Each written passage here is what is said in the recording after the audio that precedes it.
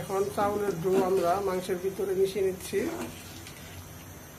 Do দেওয়ার সময় এভাবে নাড়াচাড়া দিতে হবে, আসলে ডোগুলো মিশবে না মাংসের সাথে। আমরা আধা কেজি চালের তৈরি করেছিলাম, পুরা চাউলটাকে ডো করিয়েছি, যে ঘন হয়ে যাচ্ছে।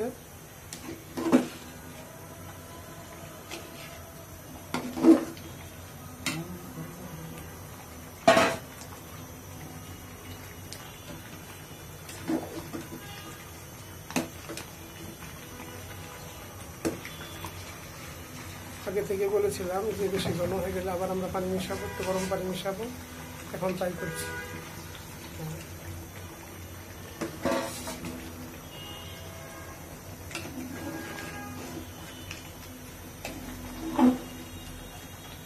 তৈরি হয়ে যাচ্ছে জামালপুর, সিরাজগঞ্জ, নাটোর এর ঐতিহ্যবাহী খাবার মিল্লির তরকারি বা পিডুলি।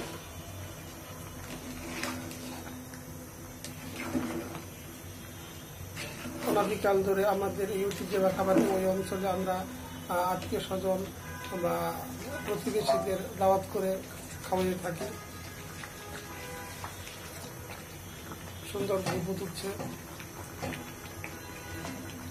ভালোই ঘন হয়েছে। সেবা একটু মিডিয়াম আছে আমরা রাখলাম।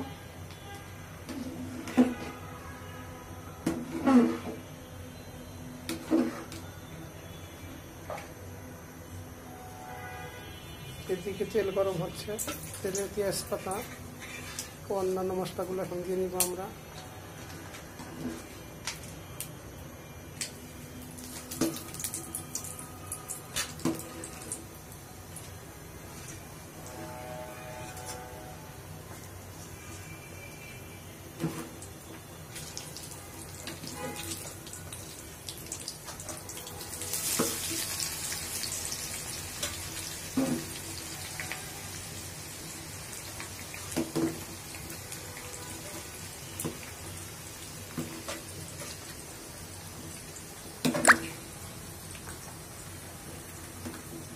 পেঁয়াজ গরম মশলাগুলো তেলে গরম হচ্ছে। পিডুলির কালারটা সেরকম কালার।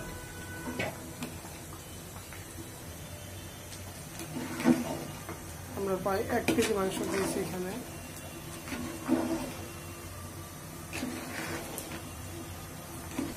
চাউলের গুঁড়ি প্রায় সিদ্ধ হয়ে এসেছে। এখন আমরা এই পিডুলিতে তেলানি বা বার্গার দিব। পেঁয়াজ গরম মশলা ভাজা কমপ্লিট, এখন আমরা পিডুলির সাথে এটা মিশিয়ে দিব।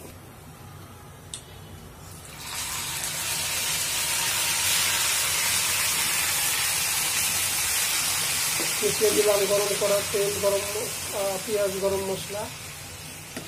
এখন আমরা এটাকে নাড়াচাড়া দিতে থাকবো।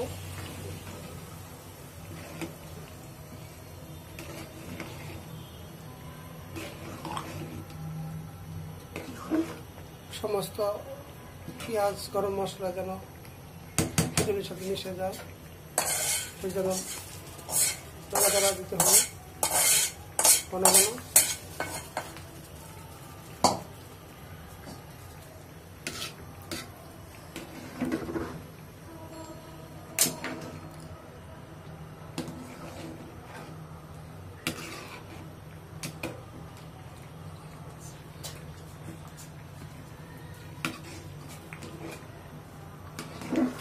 তৈরি হয়ে গেল জামালপুরের ঐতিহ্যবাহী খাবার পিডুলি মিল্লি।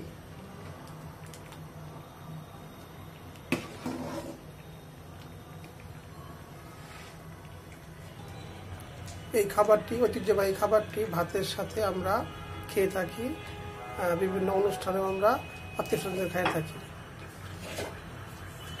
শিক্ষণীয় ভিডিও আপনারা দেখবেন, ভালো লাগলে কমেন্টস করবেন, লাইক করবেন, আমার চ্যানেলটি সাবস্ক্রাইব করবেন।